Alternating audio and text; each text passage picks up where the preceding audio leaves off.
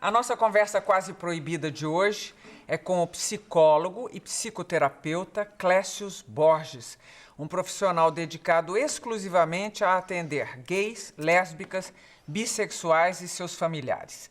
Clécius, que atua na área de psicologia há 37 anos, hoje vive uma união estável com seu parceiro Rodney Thiago. Nós vamos saber mais de suas ideias libertárias, suas opiniões sobre homoafetividade, identidades sexuais, terapias de casais, aconselhamentos e diversidade sexual nas organizações de trabalho. Viu quanta coisa? Vou te explorar, Clécius, completamente. Clécius, esse é seu livro mais recente. Muito além do arco-íris, amor, sexo e relacionamentos na terapia homoafetiva. No que se diferencia uma terapia homoafetiva da terapia propriamente dita? Na verdade, nada a não ser o público a que se destina, né? O que acontece é que eu percebi que havia, de fato, uma lacuna muito grande, porque não há livros, pelo menos publicados em português, que falem ou que tratem de relacionamentos homem-homem, homem-mulher. Homem-homem, mulher-mulher, relacionamentos gays. Então, a minha ideia era escrever um pouco sobre esses relacionamentos. Então, por isso que a gente fala que a terapia, na verdade, é a mesma terapia, mas ela é destinada especificamente a essas pessoas que se identificam, né, como gays, lésbicas ou bissexuais. É uma problemática totalmente diversa? Não necessariamente. Eu diria que os temas que levam os homossexuais à terapia são os mesmos temas universais que levam qualquer pessoa à terapia. Porém, amor, sexo, relacionamentos, família, problemas familiares, problemas de saúde. Os temas são temas universais, a busca da felicidade, etc. Porém, no caso dos relacionamentos homoafetivos, existem outras variáveis que poderiam ser adicionadas a essas variáveis. Por exemplo, o fato de vivermos uma sociedade heteronormativa, onde o padrão tradicional de relacionamento é o padrão relacionamento heterossexual. Então, por isso, essas pessoas podem se sentir, de alguma maneira, ou discriminadas ou pressionadas, como a gente está vendo muito acontecer hoje, a mudar a sua orientação sexual, ou podem ter questões específicas de um relacionamento onde há uma duplicidade do gênero, né? Então, 2 homens e 2 mulheres. É diferente de um relacionamento heterossexual onde você tem um homem e uma mulher. O Brasil, na sua opinião, é um país que está melhorando na aceitação, vamos dizer aceitação mesmo, da diversidade, na tolerância, ou, ao contrário, ele está regredindo? Eu acho que você colocou bem quando você fala aceitação e tolerância, que são coisas diferentes, né? Eu diria que há no Brasil hoje, sem sombra de dúvida, uma tolerância maior com relação às diversidades. Mas eu não diria que isso se reflete necessariamente numa maior aceitação, né? Eu posso ser obrigado a tolerar uma diferença porque, né, virou, digamos assim, politicamente correto você aceitar diferenças, ou porque é uma pressão social, ou porque há até, em alguns casos, tentativas de uma legislação, né, que impede qualquer discriminação. Isso é tolerar, o que não significa aceitar. Aceitar é um processo mais profundo, né, de você talvez aceitar, de você até mesmo, de certa maneira, reconhecer que há um ganho quando você tem diferenças, né? Você admirar a possibilidade de novas configurações, isso é diferente de aceitar. Então, realmente há uma tolerância maior, né? A gente fala muito mais sobre esse assunto está presente na mídia, está presente nas novelas, está presente, as escolas se preocupam com isso, etc. Você falou de aceitar. A autoaceitação é também uma coisa difícil para os gays? Olha, hoje em dia é difícil você afirmar isso. Eu diria assim, porque tem uma questão cultural e uma questão geracional, né? Quer dizer, o que está acontecendo hoje é que muitos jovens já se percebem desde muito cedo, porque você tem a informação, você tem as redes sociais, você tem a internet, que facilita uma identificação, né? Um espelhamento, digamos, social. E muitas vezes isso não traz grande sofrimento. Às vezes o sofrimento é como é que eu vou contar isso para meu pai, minha mãe, como é que meu pai e minha mãe vão lidar com isso, mas aquele sofrimento, digamos assim, de gerações anteriores, né, que é o caso da minha geração, em que o que é isso, como é que eu vou lidar com isso, né? Então, esse processo era muito mais complicado. O que não significa que não haja jovens até hoje que, por razões familiares, culturais, religiosas, etc., sofram muito com isso. Mas eu diria que, no geral, já existe uma aceitação maior e já existe, inclusive, o que eu acho muito interessante, novas formas de sexualidade que saem também dessa coisa quase que binária entre heterossexual e homossexual, né? Tem o bissexual no meio aí, mas hoje já se fala em sexualidades, identidades muito mais fluidas, que os jovens, eles têm muito mais facilidade de lidar com isso do que pessoas mais velhas. Você falou a minha geração, você sofreu? Muito, muito. Na verdade, eu fui, de fato, me aceitar, né? Mais, digamos assim, de maneira mais plena, poder me permitir viver relações homoafetivas com quase 30 anos de idade. E até fora lá, do Brasil, que era o que acontecia naquela época. A gente tinha que sair do Brasil para poder viver isso. Mas até lá, o que acontecia com você? Aconteceu comigo o que é muito comum, acho que era mais comum na minha geração do que é hoje. Quer dizer, no momento inicial, não havia muita clareza em relação ao que era o que a gente chama hoje de orientação ou identidade sexual, né? Quer dizer, eu me percebia atraído por outros meninos, mas também me atraía por mulheres romanticamente. Então, a gente naquela época achava, bom, é isso mesmo, é uma fase, vai passar, vou lidar com isso. Então, durante muito tempo... E há uma fase em que isso pode passar? Depende do que se chama isso. Né? Isso, e aí a gente tem que... atração... Essa atração, essa coisa mal resolvida, será que gosto de mulher, será que gosto de homem, tanto para homens como para mulheres? Sim, se a gente imaginar que, em relação à sexualidade, nós estamos falando de identidade, né? Identidade sexual, existe um gradiente, a gente tem que entender que isto vai, digamos assim, mudar ao longo da vida para as pessoas, pode mudar, quer dizer, muitas pessoas que durante muito tempo se identificam sexualmente, né, como heterossexual, homossexual, e num determinado momento se apaixonam por uma outra pessoa e percebem uma outra atração, né, ou pessoas que de fato são bissexuais, que esse é um outro grande problema que a gente tem no Brasil, as pessoas não acreditam muito em bissexual, né, tem um preconceito contra bissexual. Eu sempre ouvi dizer assim, não, bissexual quer dizer homossexual. Não é verdade, não é verdade, né, porque também precisa definir corretamente o que é bissexual, porque aí a gente começa a entrar num monte de coisas complicadas, mas interessantes, que uma coisa é uma identidade sexual, outra coisa são práticas sexuais. Né? Então, digamos assim, até do ponto de vista dos estudos e de políticas públicas, etc., você tem uma categoria muito importante, por exemplo, de homens que fazem sexo com homens, mulheres que fazem sexo com mulheres, e que não se identificam como gays ou lésbicas. Então, uma prática sexual, ou seja, há uma orientação de desejo que pode ser 100%, 50%, 70%, pode ser mais numa certa época, pode mudar ao longo da vida, né? Por um determinado sexo, então o mesmo sexo, e ao mesmo tempo ter práticas sexuais com pessoas do outro sexo ou vice-versa. Então, assim, tudo isso é muito complexo e as pessoas, felizmente, elas são diversas, né? Ou seja, nós estamos falando de desejo, de subjetividade. Então, o que você está falando é quem sabe de si é a gente mesmo. Só o próprio indivíduo pode contar o que ele é e o que ele é varia ao longo da vida dele. Agora, você estava me contando que você teve que ir embora do país, que você teve a fase em que você saía, você tinha atração por mulheres, mas percebia também a sua atração por homens. E aí, quando foi que você se definiu? Eu caí numa que eu chamo hoje uma armadilha, no certo sentido, que eu espero que muitos jovens, hoje até me ouvindo, não caiam mais. Em que houve um momento em que eu precisei escolher ser uma coisa ou ser outra.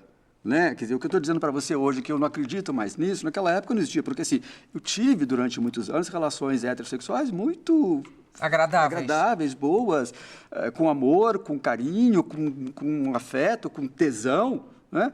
Quando na verdade, eu me permiti viver experiências homossexuais, eu percebi que aquilo talvez tivesse mais a ver com a minha alma, etc. Mas era como assim, bom, então agora... Eu tenho que ser uma coisa ou outra. E aí, até o que acontecia naquela época, do ponto de vista cultural, te obrigava um pouco a isso, porque havia o quê? Não era como é hoje, que as diferentes orientações sexuais estão na vida paulista, digamos assim, em São Paulo, né? Aquilo era vivido de maneira marginal, então você tinha os clubes, os bares, né? Era como se as duas vidas não pudessem mesmo se falar. Então, isso acabava levando muitas pessoas, eu acho, a fazer uma escolha, até às vezes radical, né? O que eu acho hoje, felizmente, que as novas gerações não precisam mais, né? Não precisam. Não. Isso, a sexualidade, você está dizendo que nas novas gerações não está sendo um problema. Não necessariamente. De dentro para fora. Não. De fora para dentro é outra história. Também está mudando. Depende dos grandes centros. Por exemplo, como uma cidade como São Paulo, Rio de Janeiro, você encontra lugares hoje que são lugares absolutamente misturados. Não tem mais aquela coisa do antigo gueto, que, aliás, eu nunca gostei dessa palavra, né? Porque gueto é um lugar que você vai e não pode sair. É verdade. É diferente do gueto, que é um lugar onde, digamos assim, os homossexuais iam encontrar os seus próximos pares, etc., né? Então, assim, o que você vê hoje, você vê isso aqui em São Paulo, você vê isso no Rio, eu vi agora na Europa. Em Salvador, não, nós temos que viajar pelo Brasil, além de... nos grandes centros urbanos, Salvador, Porto Alegre, né? Onde você já não existe necessariamente mais aquele local, aquela cena gay onde só os gays estão. Então, há uma mistura, né? Uma variedade de orientações, de identidades, e essas identidades convivem relativamente bem, e as pessoas se nomeiam, inclusive, né? Hoje já se fala sobre isso, quer dizer, a minha identidade é fluida, né? Ou seja, ela varia, eu me apaixono por pessoas. Isso não necessariamente significa uma defesa, como talvez na minha geração a pessoa dissesse isso porque ser bissexual poderia ser menos grave do que ser homossexual. Então, hoje, acho que tem mais liberdade, o que não significa que a sociedade como um todo lide com isso, com essa naturalidade com que eu estou falando. Espera que nós vamos ter muito mais coisa para falar. Estamos terminando o primeiro bloco do Gabi Quase Proibida com o psicólogo Clécio Borges. Daqui a pouquinho a gente volta. Estamos de volta sem proibições com o psicólogo e psicoterapeuta Clécio Borges. Ô Clécio, uma pergunta de telespectador. Alberto de Souza, de Salvador, por falar em Salvador, cá estão eles. Ele pergunta que tipos de dúvidas e problemas mais frequentes você recebe em seu consultório. Coloquei essa pergunta para introduzir o seu livro, que me parece, você usa sessões de terapia do seu consultório para montar um retrato de um tratamento, não é isso? Isso. O livro ele é composto de casos, né, que seriam, digamos assim, casos mais prevalentes no que eu estou chamando da clínica homoafetiva, tanto com homens gays, mulheres, gays ou lésbicas, né, algumas preferem ser chamadas de gays, outras de lésbicas, e bissexuais, né? Então, eu escolhi alguns desses casos para tratar do ponto de vista, digamos assim, mais conceitual, dizendo, olha, do que se trata isso, e também mostrar como é que a gente encaminhou essa questão no trabalho clínico, né? Então, no caso, quais são os problemas mais frequentes? Eu vou, então, colocar os problemas mais específicos, porque aquilo que eu disse para você no começo da nossa conversa. Quer dizer, muitas das questões são questões que não têm necessariamente, ou não estão diretamente relacionadas à questão da orientação sexual, né? Então, alguém, sei lá, termina um relacionamento, está sofrendo, foi traído, e vai procurar terapia. No caso, me procura porque eu sou um terapeuta especializado nesse público. E por que você ficou um terapeuta especializado nesse público? Eu acho que são duas coisas. Quer dizer, eu fiquei especializado porque eu acabei ficando muito conhecido e, por conta disso, por escrever, etc., as pessoas me procuram sabendo que eu sou. Quer dizer, as pessoas não vão procurar o Clécio, de maneira geral, como um profissional neutro, que não sabe de onde veio. Normalmente, as pessoas que me procuram porque leram meus livros ou porque me viram em algum lugar, etc. Agora, o que eu acho fundamental é que terapeutas, independentemente da sua orientação sexual, da sua identidade sexual, tenham um preparo específico para atender esse público. Né? Eu acho que é uma das coisas que eu coloco no meu livro. Quer dizer, às vezes, alguns terapeutas muito bem intencionados falam assim, não, imagina, casal é um casal. Né? O que, na verdade, eu acho que é uma bobagem. Porque, evidentemente, um casal é um casal, no sentido de que casais homoafetivos e casais heterossexuais têm questões em comum, mas também há especificidades que esse terapeuta deveria saber. Né? E saber, não teoricamente, mas saber no sentido de uma vivência, de uma convivência, né? De ler a literatura específica que existe sobre isso. Né? Então, o que aconteceu no meu caso foi que eu me especializei e acabei sendo, digamos assim, um especialista no sentido de conhecer, eu diria que mais ou menos profundamente, as questões que essas pessoas têm, né? E voltando aos casos mais prevalentes... Eu diria assim, a maior parte das pessoas que me procuram por razões do coração. Coração/sexuais, né? Seja o amor, o romance, o desejo de ter um relacionamento longevo, estável, essa questão da heteronormatividade que é tão forte, que faz com que os casais gays fantasiem ter um relacionamento estável, monogâmico. Isso é muito comum, né? É muito comum. E eu diria que é uma fonte de sofrimento enorme. Uma reprodução de papéis. Reprodução de papéis, né? Agora, com a história do casamento gay, a gente está vendo muito isso, quer dizer, muito, muito engraçado, né? Engraçado no sentido de que algumas pessoas começam a julgar, bom, então aqueles casais, né, que se casam, que têm uma relação estável, eles valem mais do que aqueles que não se casam, né? Então, isso gera um sofrimento enorme. Um próximo preconceito. Mais um preconceito. Dentro da própria classe.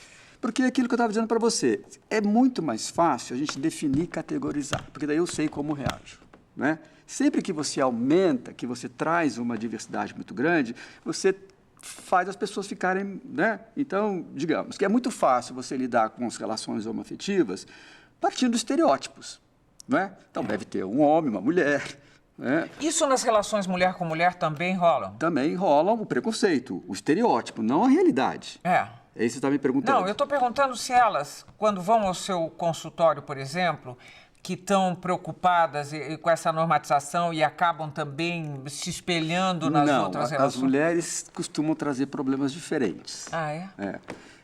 A gente costuma dizer, né, assim, que, na verdade, eu falo isso com muito cuidado, porque eu estou generalizando, não é uma verdade absoluta. Cada narrativa é uma narrativa, né? Mas, de maneira geral, as mulheres se ligam mais afetivamente, se ligam mais pelo afeto do que pela sexualidade, né? Por razões biológicas, por razões culturais, né? Tanto que é uma das coisas que eu coloco no livro, que é muito interessante você observar, por exemplo, mulheres que tiveram uma vida com uma identidade heterossexual absolutamente bem estabelecida e, em um determinado momento das suas vidas, depois da meia-idade, se descobrem apaixonadas por uma outra mulher. Você fala, mas como? Eu conheço alguns casos. Isso. O que acontece? Às vezes, né? Eu trato disso num dos capítulos do meu livro. Essas mulheres foram criadas para valorizar ou para, né, criar a expectativa nas suas vidas de ter um relacionamento heterossexual, de se casarem, ter filhos, e aquilo passa a dominar a vida delas, e aí elas vão e cumprem esse script, se casam, têm filhos, e aí se frustram no casamento, mas é assim mesmo, porque é assim mesmo, o casamento é difícil, e aí passam boa parte do seu tempo cuidando dos seus filhos, aí a vida sexual com o marido não vai muito bem, mas tudo bem. Chega um determinado momento na vida delas em que o casamento já não está mesmo funcionando mesmo, o marido já foi embora ou não foi embora, mas, né, os filhos cresceram. E aí ela se descobre, às vezes, apaixonada por uma outra mulher, né, onde a ideia da sexualidade nem aparece com muita força, aparece muito mais a afetividade, a companheira, a mulher que a entende, e aí aquilo pode virar, né, como algumas vezes acontece muito frequentemente com mulheres mais jovens lésbicas, com identidade lésbica, que começam a se relacionar com essas mulheres que tinham uma identidade heterossexual, e essas mulheres se descobrem envolvidas num relacionamento homoafetivo. Voltando para os homens passam sempre pela sexualidade. A sexualidade ela é externa, digamos assim, nos homens, né? Quer dizer, desde o começo, também por razões biológicas e culturais, o menino é incentivado a experimentar a sexualidade, né? Tanto que eu sempre conto a seguinte história, quer dizer, duas meninas podem ter uma relação quase lésbica, não é lésbica porque não há uma genitalização, mas com um monte de componentes da afetividade, do romance, de dormir juntas, de tomar banho juntas, de pentear o cabelo, de sair de mão dada e tal, que nem passa pela cabeça delas que elas poderiam ter um relacionamento lésbico. Da mesma maneira, dois meninos adolescentes no Brasil, nesse nosso Brasil latino, com todas essas questões, né, do machismo e tal, podem até ter relações sexuais, dois adolescentes, pré-adolescentes ali, e aquilo é simplesmente o exercício da sexualidade. O chamado troca-troca. Troca-troca, sem que passe pela cabeça de que haveria necessariamente uma relação homossexual. O que vai fazer isso acontecer? No caso do menino, se houver, de alguma maneira, algum sentimento, alguma emoção envolvida. Aí ele fala, é um problema. É um problema. E para a mulher, se houver a genitalização. Que engraçado. Né? É o contrário. É o outro lado da moeda. Você sabe por que eu acredito tanto e está confirmando? Eu escrevi um livro sobre mulheres que amam demais, baseado em entrevistas. E nessas entrevistas, quando eu falava assim, e o sexo? E elas levavam um susto. Hã? Eu falava, e o sexo? Não, tudo bem. Não era, a problemática nunca passava pelo sexo.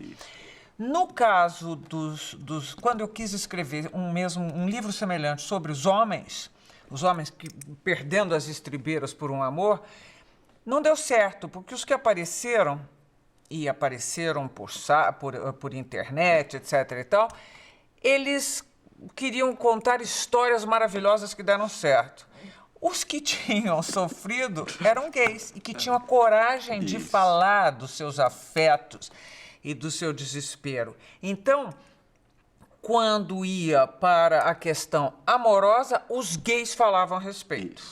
Isso. Mas, e as mulheres não falam sobre sexo. Os homens falam sobre sexo. Não é isso? Então, no caso dos relacionamentos homoafetivos, nós estamos falando de uma duplicidade de gênero. Então, duas mulheres, né? Elas normalmente se envolvem rapidamente. A gente tem um monte, inclusive até de piadas, né, no meio em relação às mulheres. Qual é o segundo encontro? Qual das duas casas você vai morar e tal. Rapidamente, elas criam vinculação. E um dos problemas que aparece no consultório é que depois que termina o relacionamento, essas vinculações continuam.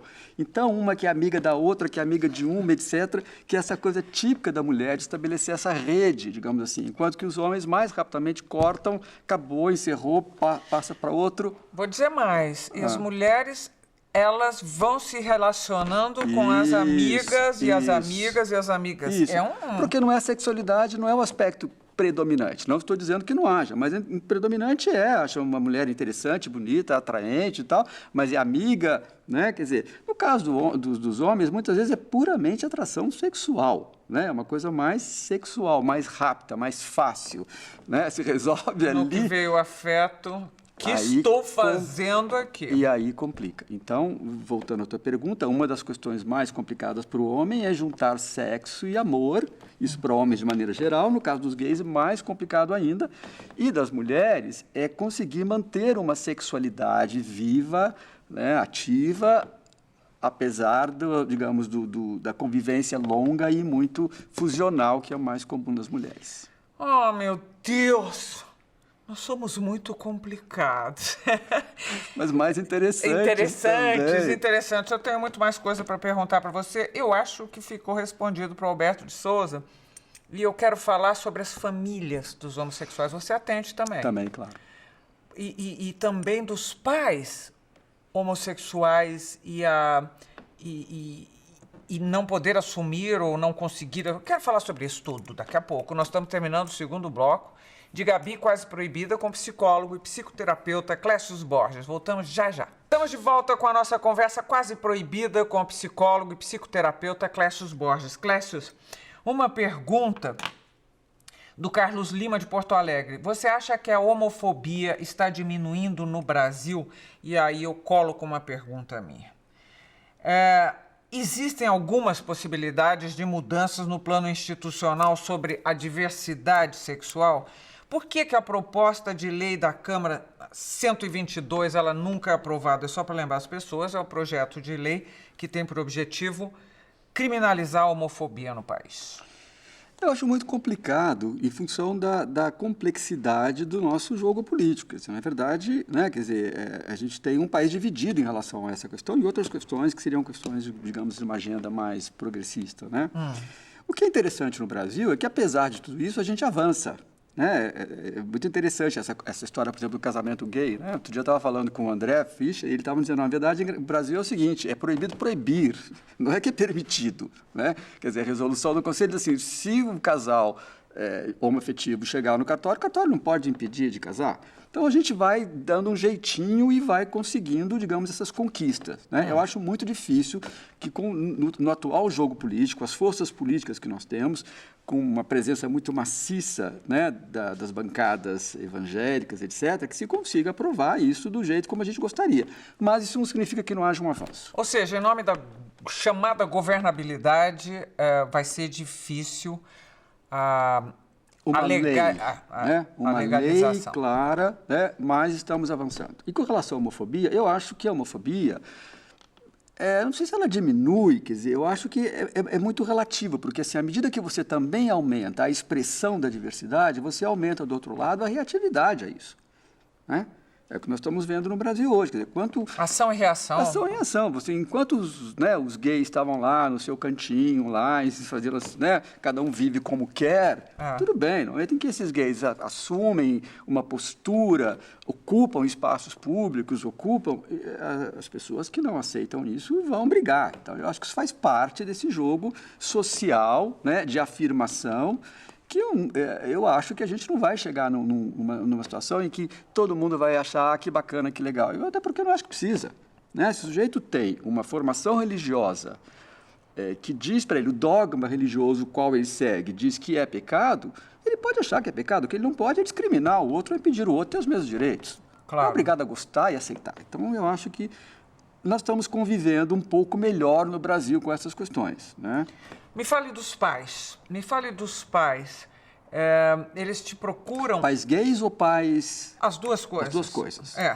Me fale da questão, os pais de filhos gays masculinos, femininos, bissexuais, você os recebe também? Eles procuram por você? Procuram. E é sempre junto ou é separado? Não, depende. Na verdade, eu trabalho junto com outras pessoas, o grupo de pais de homossexuais, que faz o atendimento das mães, a doutora Edith Modesto e tal. Então, na verdade, eu entro mais numa parte específica. Aliás, depois eu quero falar uma coisa muito impressionante que eu sei a seu respeito, que você foi chamado por uma multinacional para preparar a equipe sobre a mudança de sexo de um gerente da empresa. Depois eu quero falar sobre isso. Então, deixa eu voltar lá. A natureza do sofrimento dos pais gays e dos pais de gays é diferente, né? Ambos procuram porque tem um sofrimento. O sofrimento é diferente. O sofrimento dos pais de gays é o sofrimento, primeiro, da surpresa, porque ninguém, pelo menos até hoje, está preparado para ter um filho homossexual, se bem que hoje em dia as mães já pensam, os pais já pensam na possibilidade, porque esse tema está aí na pauta, né? Mas mesmo assim, é o outro, é o filho do outro, não é meu filho, né? Então o sofrimento é de ter essa surpresa, descobrir isto, daí vem os medos associados a isso, coitado do meu filho, ele vai sofrer, vai ser discriminado e não vai casar, e aí o sofrimento próprio das fantasias e projeções dos pais, eu não vou ser avó, não vou ser avô, né? Então aí é um sofrimento, digamos assim, da aceitação da realidade que se instalou naquela família, né? E aí é muito complicado, porque esses pais vão ter que lidar com as questões dos filhos e com as próprias questões, porque... É um tratamento longo? Depende. Tem pessoas que rapidamente aceitam isso né, e conseguem ver que, olha, na verdade, tudo bem, porque hoje você tem mesmo uma rede de apoio muito grande, é muito diferente da minha época, né? Então, você tem grupos de pais, você tem grupos nas redes sociais, você tem livros publicados, você tem programas de televisão como esse, né? Você demorou muito tempo para se aceitar publicamente? Muito tempo, muito tempo. Porque daí, na minha geração, era uma coisa diferente, porque na minha geração era, depois que você se aceitava e começava a ter uma vida, digamos, uma identidade gay, você tinha que administrar essa identidade diante da sociedade. Então, por exemplo, eu trabalhava em empresas, né? Eu era executivo de multinacionais. Então, a questão era uma questão importante. Bom, falo, não falo, se falar, né? E aí você tem o que vai acontecer, medos, fantasias sobre o que vai acontecer com a carreira, etc., né? Hoje essa situação já é diferente, embora até hoje eu percebo que para os homens gays e mulheres gays, a questão profissional ainda é mais complicada do que a questão familiar. É mais fácil falar para os pais do que falar na empresa. Quem sofre mais? Quem sofre mais perseguição, vamos dizer? O homem ou a mulher? Porque o homem é mais visível. Né? Por razões também daquilo que a gente falou agora há pouco, sociais, culturais, etc., as mulheres podem passar mais despercebidas. Duas amigas que moram juntas, dividem apartamento, viajam sempre juntas, porque também não tem homem, porque o mercado de homem está ruim, sei lá. Tem um monte de motivos que explicam, né, duas mulheres morando juntas, e se uma mulher não casou até os 40 anos é porque, coitada, ela não teve sorte de achar um homem bacana. Agora, os homens são mais visíveis, né, porque se espera que esses homens apresentem mulheres, que tenham casos, né, os homens valorizam isso. Inclusive, as promoções profissionais muitas vezes dependem disso, da questão, né, familiar. E na minha época ainda tinha um grande tabu. Uma vez um presidente de uma empresa na qual eu trabalhava me chamou e falou assim: Clécio, olha, eu não tenho nada contra ser gay e tal, a gente quer te promover, mas assim, o gay é vulnerável à chantagem, então a gente fica com medo, você como diretor da empresa. Que falam isso também em política. Em política. Mas e é verdade? Depende, se você é um gay aberto. Ah, claro. Acabou. Se você é nórdico. Quem é que vai... Porque qual é a chantagem que se faz com um gay? Não é? Diferente do que se faz com um heterossexual. Claro, você pode também ter um heterossexual que se envolve num relacionamento onde a mulher faz uma chantagem, não é? Mas assim, o que eles estão falando é que, não, vai sair com um garoto de programa, vai sair com alguém que depois vai fazer o escândalo, vai contar, vai fazer o outing da pessoa. Bom, então se eu sou abertamente gay, esse medo eu não tenho. Bom, agora, voltando para o outro lado da questão, quando os pais se descobrem homossexuais? Então, aí é muito difícil. Nós estamos falando de uma realidade de pais que tiveram filhos por meio de casamentos heterossexuais, não é isso? Porque, assim, hoje em dia você já tem a possibilidade, até tem uma novela hoje que mostra essa história, né, dos casais homossexuais poderem ter filhos. Mas pais que tiveram filhos através de casamentos heterossexuais, quer dizer, qual é o grande medo que eles têm? De serem rejeitados pelos filhos. E são? Não necessariamente. Não necessariamente. A minha experiência mostra que quanto mais bem resolvido é o indivíduo com a sua identidade sexual, mais fácil é lidar com a família. Quando eu falo mais fácil, estou dizendo que seja fácil no sentido de que não vai ter problemas, mas ele vai estar passando uma segurança, né, do que ele é diferente do que se ele não for seguro. Então, por exemplo, é muito complicado esses homens que fazem sexo com homens, que são pessoas que não têm uma identidade gay, portanto, não se imaginam casando, tendo um relacionamento homoafetivo, simplesmente fazem sexo com outros homens. Quando a família descobre, fica mais complicado, porque nós estamos falando simplesmente da sexualidade que, na nossa cultura, isoladamente, ainda é vista como sendo algo menor, né? O que não acho que seja necessariamente, mas ainda é muito visto. Então, esse sofrimento é o sofrimento da perda do amor, a perda do respeito, o sofrimento que esses filhos podem ter por serem discriminados na escola, por amigos, né? Que acontece? Pode acontecer. Complicado, hein? Mas eu costumo dizer assim, hoje eu vejo mais boas notícias e finais felizes do que infelizes. Ótimo. Talvez no meu consultório, talvez isso não seja uma realidade absoluta, né? Você tem casamento aberto? Você diz paciente com casamento aberto? Você? Eu? Não tenho. Não? Não, meu casamento não é aberto. Isso quer dizer o quê? Significa que é um casamento monogâmico, consensual, onde há um contrato, digamos assim, né, de que nós permaneceremos monogâmicos até o momento em que um dos dois achar que não está bom assim. Então, já parte do pressuposto que nem todos os relacionamentos têm que ser monogâmicos e que a possibilidade de relacionamento aberto existe no momento em que nós acharmos, né? Por que isso? Porque eu acho que, durante um certo tempo, é bom que o relacionamento seja monogâmico, não por razões morais, mas para criar raízes. Fica mais fácil quando você cria uma relação de confiança com o seu parceiro ou a sua parceira, não importa, para que você possa depois enfrentar as outras fases e outros ciclos que virão no relacionamento, né? Quem adota, por exemplo, o modelo de monogamia seriada, o que acontece? Quando o desejo entra numa fase menos desenvolvida, vai acabar o relacionamento. Tchau, e pula para outro. E às vezes eu acho que é jogar o bebê com a água da banheira. Uma relação não é? boa, de confiança, de conhecimento, etc. Talvez possa trazer possibilidades. Então, eu acho que isso que é a diferença dos casais gays para os casais héteros, eu diria assim. Os gays falam mais sobre isso, pelo menos. Eles trazem esse assunto, né? Conversam sobre isso mais frequentemente do que os casais heterossexuais, que normalmente vivem, né, na monogamia, mais ou menos, né? Quer dizer, a monogamia... Entendi. implícita, sem que isso seja necessariamente discutido, negociado, e com traição, com infidelidade, etc, etc. Terminando mais um bloco com o psicólogo Clécio Borges. Em seguida, o bloco final de Gabi Quase Proibida. Até já. Estamos de volta para a parte final da nossa conversa quase proibida com o psicólogo e psicoterapeuta Clécio Borges. Clécio, Neide Albuquerque da Silva, do Rio, pergunta se você já se envolveu emocionalmente com algum de seus pacientes. Não.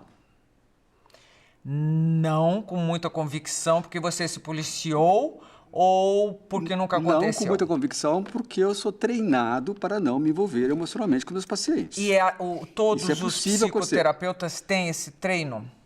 Deveriam ter. É. Né? Quer dizer, eu não estou dizendo que não possa acontecer, né, um envolvimento, isso acontece, nós não somos donos, né, do nosso desejo, isso pode acontecer. Mas nós temos um treino, que é um treino que nos permite manter um distanciamento, né, porque assim, evidentemente que há na relação transferencial e contra-transferencial a possibilidade de um encantamento, de uma projeção, o paciente projeta no terapeuta, o terapeuta pode ficar encantado com o paciente, né? Agora, isso seria muito complicado do ponto de vista do nosso trabalho como terapeutas, porque nós estamos ali a serviço do paciente, de atender ao paciente. É uma questão ética. É uma questão ética. Então, somos treinados para isso. Olha aqui, eu vou fazer de novo aquela pergunta que eu fiz agora há pouco. Deixa eu achar, tá aqui. Eu soube que você foi chamado por uma multinacional para preparar a equipe sobre a mudança de sexo de um gerente da empresa. Você é especialista em transexualidade? Não, nós estamos falando de duas coisas diferentes, mas que têm uma, né, digamos assim, que se conversam. Nós estamos falando até agora do que a gente chama de identidade sexual, orientação sexual, que tem a ver com o desejo, né? E aí essas orientações, essas identidades normalmente são heterossexual, homossexual, bissexual, né? Existem outras possibilidades agora do assexual, etc., mas enfim, estamos falando mais ou menos disso. O que nós estamos falando agora, nesse momento, é de identidade de gênero. Né, que tem a ver com a maneira como a pessoa se percebe dentro dos gêneros conhecidos, homem e mulher, e outros que também se coloca hoje como sendo possíveis. Então, não é a minha especialidade no consultório, embora eu participe de grupos e, enfim, acompanhe o que está acontecendo. Nesse caso, porque um dos aspectos do meu trabalho é da consultoria a organizações, porque eu trabalhei muito tempo em empresas, inclusive estou escrevendo um livro agora que chama Armário Corporativo, que eu vou falar das questões das orientações sexuais no ambiente corporativo. Então, essa empresa me chamou para lidar com essa questão, que é uma questão muito mais complexa internamente falando, do que a questão da orientação sexual, que é uma questão que nós estamos falando de uma transição de gênero, né? Então, um funcionário já vinha fazendo a transição, a gente chama de transição um processo, né? De um gênero para o outro. Porque aí entra um tratamento hormonal, é uma coisa complicada. Psicológico, hormonal, uma série de coisas. E a etapa final seria essa etapa, né, do que a gente chama da cirurgia, mas não necessariamente neste caso não era uma cirurgia, né? Nesse caso era simplesmente aquele indivíduo iria voltar das férias com uma nova identidade sexual. E aí uma série de questões foram colocadas pelos funcionários muito interessantes. Era um homem virando mulher ou mulher virando homem? Um homem passando para mulher. Então, você tinha desde questões complexas do tipo, questões práticas do tipo, bom, o nome, nós vamos chamar pelo nome masculino ou pelo nome feminino, né? E o banheiro? E como é que vai ser? Vai ter um banheiro separado, né?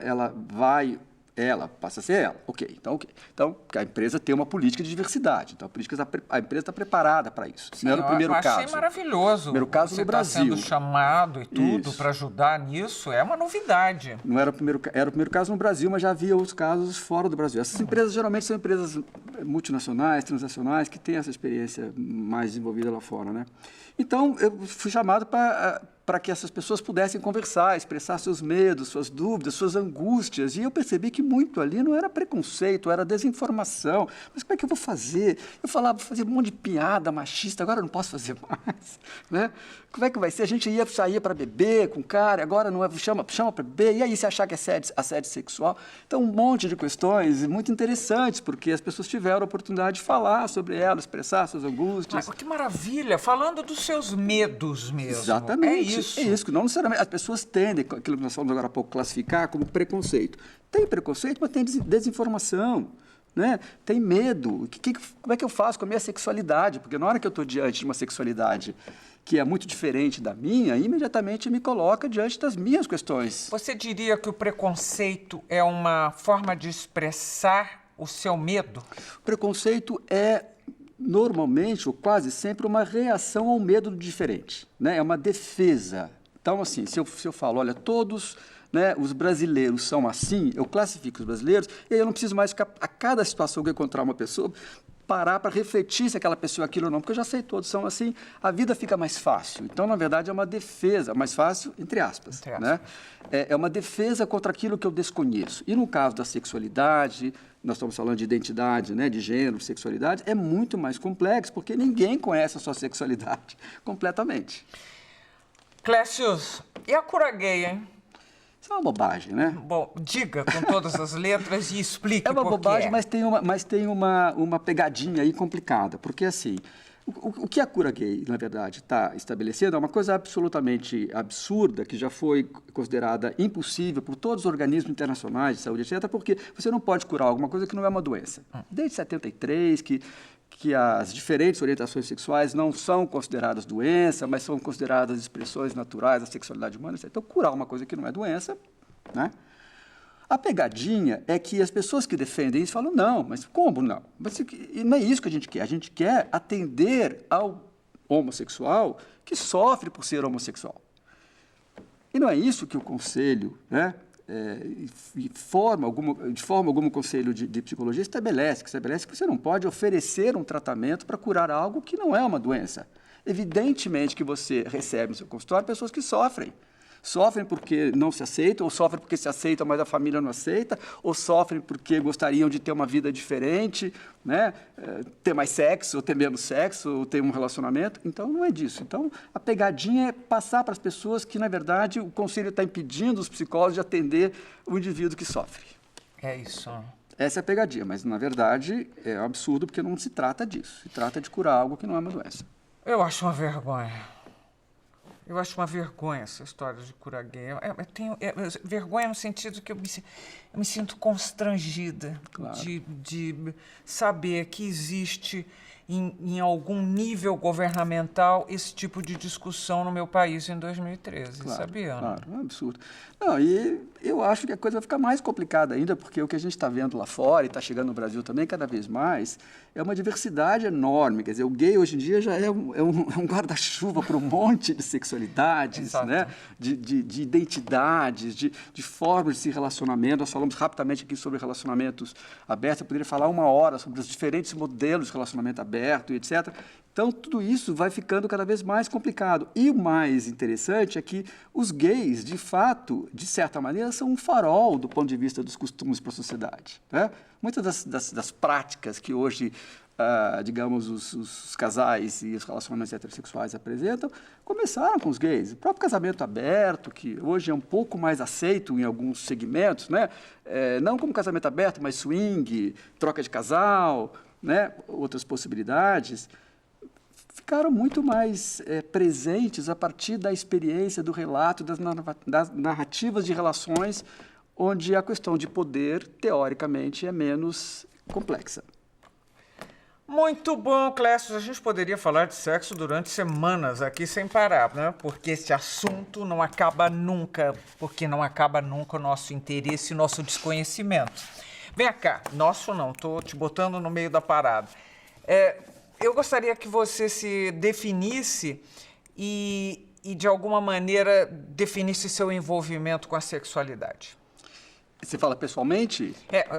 Clécius Borges por Clécius Borges e a sua posição com relação à sexualidade. Se a gente estiver falando especificamente, né, de identidade sexual, a minha identidade é gay. Só que eu cheguei num ponto da minha vida onde essa identidade ela é apenas um elemento dentro do conjunto de identidades, né, com as quais eu me identifico. Né? Ou seja, aquilo que foi para mim no começo da minha vida um grande problema, não é mais um grande problema. Né? Então, hoje, eu acho esquisito quando alguém fala, ele é gay. Para mim é uma coisa tão incorporada e tão... Né? A minha vida é uma vida tão tranquila, digamos assim. A gente convive, eu e o Roger, a gente convive com famílias heterossexuais, com criança, com... Né? absolutamente inserido nesse contexto. Então, essa identidade hoje, ela é muito mais uma identidade que talvez eu fale dela profissionalmente mais do que eu fale pessoalmente. Muito obrigada pela entrevista, Obrigado a você. querido. Um beijo e nós nos vemos no próximo programa. Até lá.